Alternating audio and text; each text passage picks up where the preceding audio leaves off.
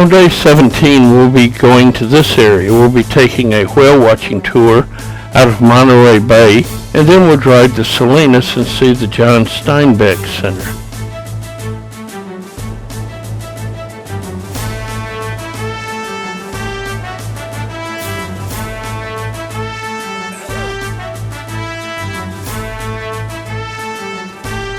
The old Fisherman's Wharf is right downtown, so we head on down and find a parking place.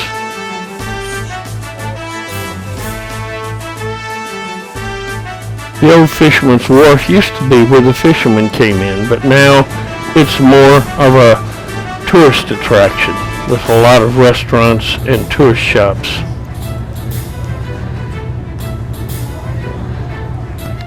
As soon as we get there, we start hearing the Sealions calling. They're all over the harbor right now.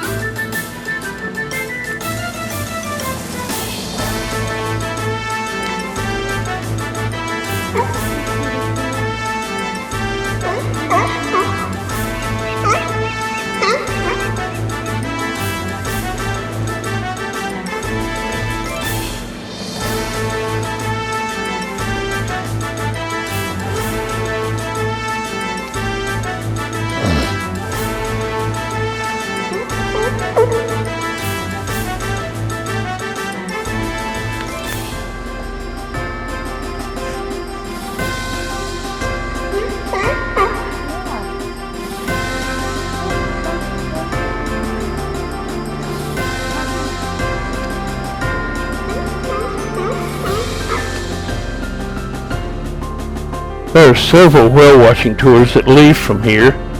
We're going to be using the one from Monterey Bay Whale Watch Center.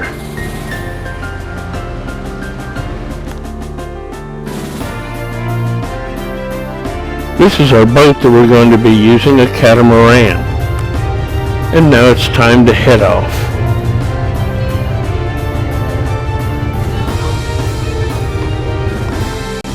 This is the area that we'll be going into on the boat. As we leave, there are some sea lions porpoising along.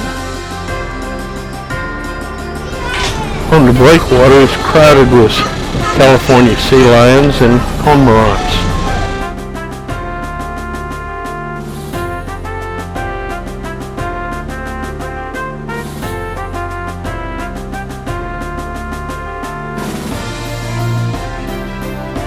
There are many different types of whales. We'll be seeing the humpback whale today, the gray whale, and several types of porpoises and dolphins.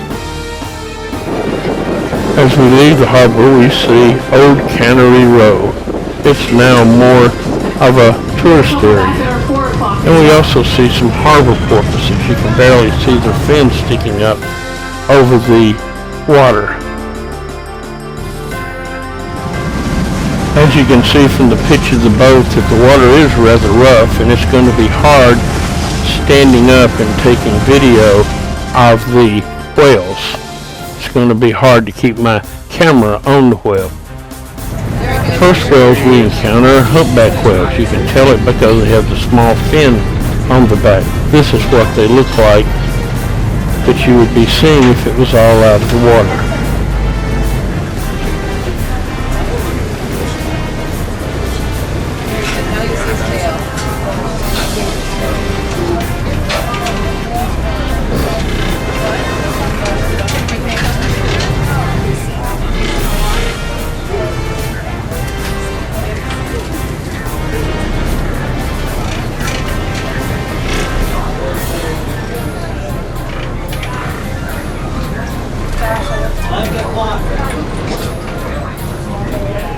So those are some great looks of those two humpback whales. They definitely look like juvenile humpbacks.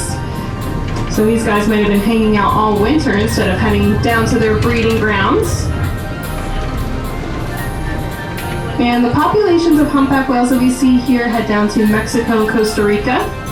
It's where they give birth to their young as well as mate, and then they travel up and down the California coast, sometimes going all the way north to Oregon or Washington or even the southern edge of British Columbia, and feed all spring, summer, and fall long. And there's even some evidence now pointing to the fact that they will also feed in their breeding grounds if the opportunity arises. There's enough food down there, they'll get some snacks. But most of their feeding is done in the feeding grounds, especially off of California, which has an immeasurably large amount of food for these guys. So they are targeting anchovies, sardines, sometimes krill.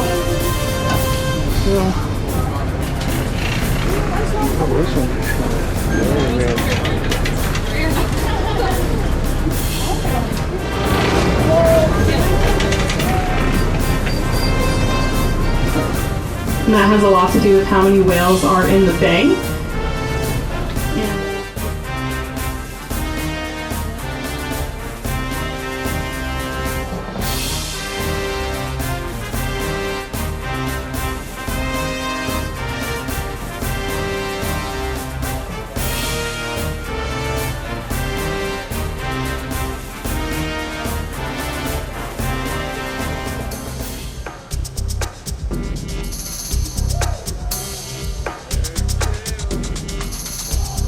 Now the humpback whales are joined by Rissos Dolphins. There's going to be several hundred of them swimming around us, and this is what they look like.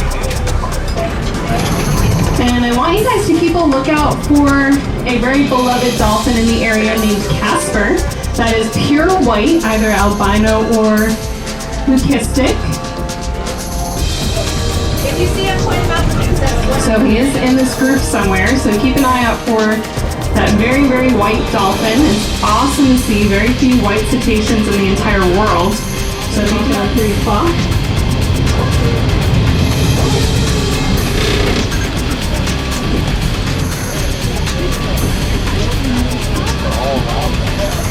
There's a whale over here about 7.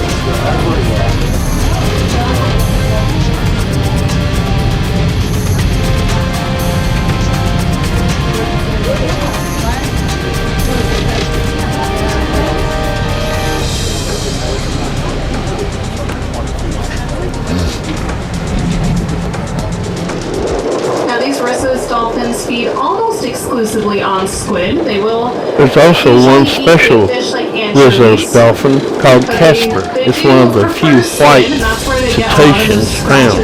Let's take a look at him. So you can see all the white scratches.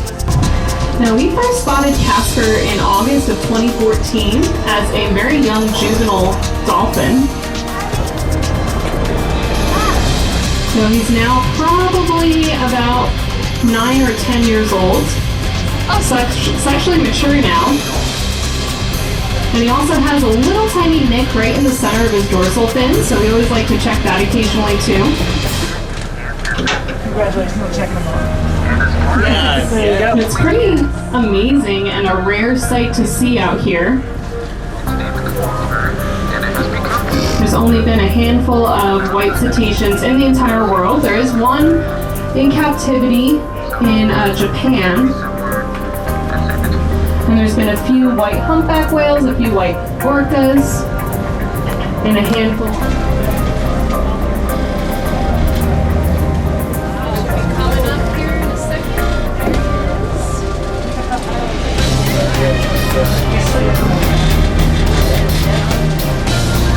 Did you ever see Casper, Deborah? Yeah. Okay.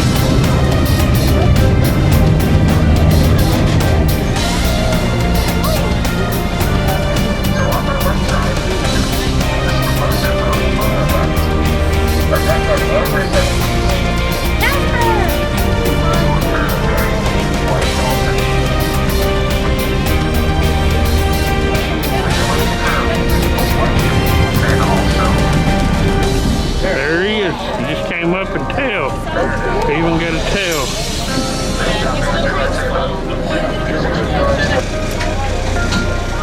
So this is going to be our last looks here, guys, and then I think we're going to go exploring a little bit, try and find some other species potentially, see what's out there. So definitely make sure you get your last few photos and videos of Casper and the rest of his Rissos dolphin friends.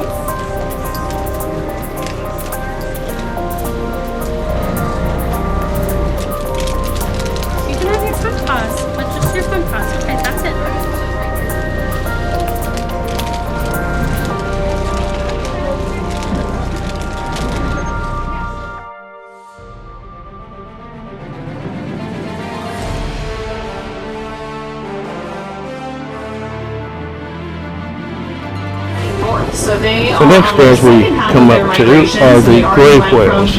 their feeding They don't grounds have the up in little Alaska fin on the all back, the way down to and Mexico, they're much which is their smaller. breeding grounds, and now they're heading back up to Alaska, where about 90% of their feeding is done.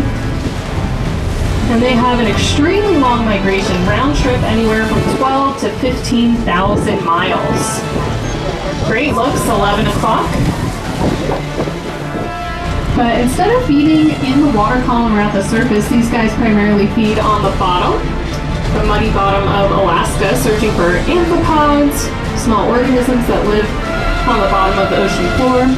Oh, you okay? Oh, I'm good. I got you. I'm good. You okay? All right. Great. Yeah. We'll get you. You'll feel it tomorrow. You'll be all sore. It's all good. That's why I wrap my arm around this.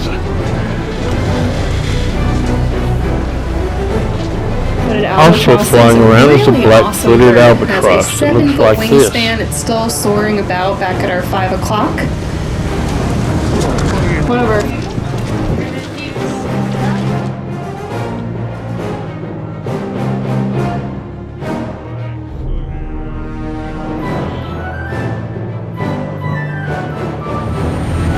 And now it's time for us to head back to shore.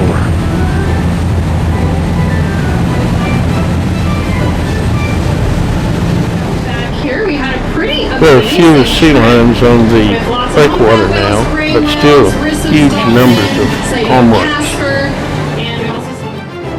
And now it's time for us to leave Fisherman's Wharf and to head over to Salinas to see the National Steinbeck Center.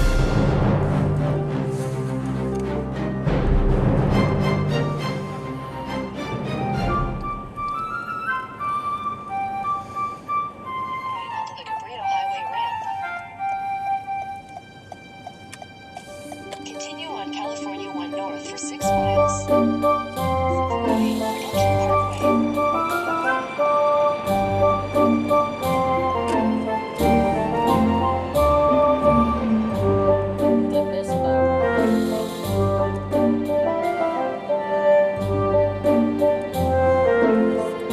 As we head into Salinas, we head into the Central Valley and all of its agriculture.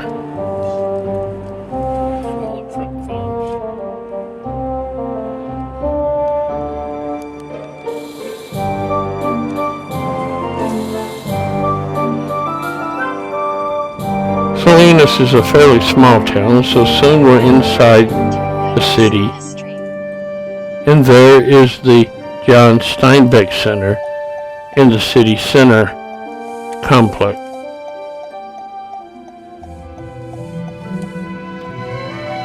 Let's look around here at all the different things about Steinbeck. Here's a listing of all of his books.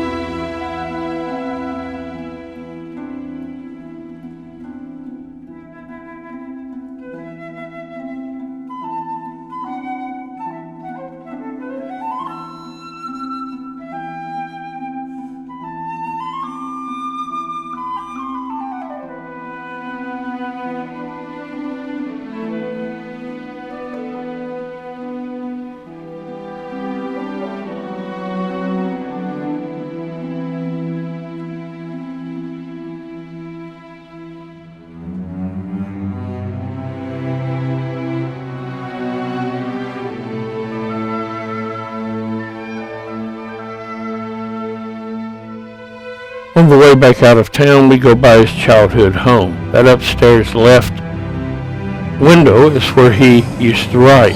And now we head back to our hotel Take for the the next night. right onto West Alisal Street, then turn left onto Riker Street. And this brings us to the end of day 17.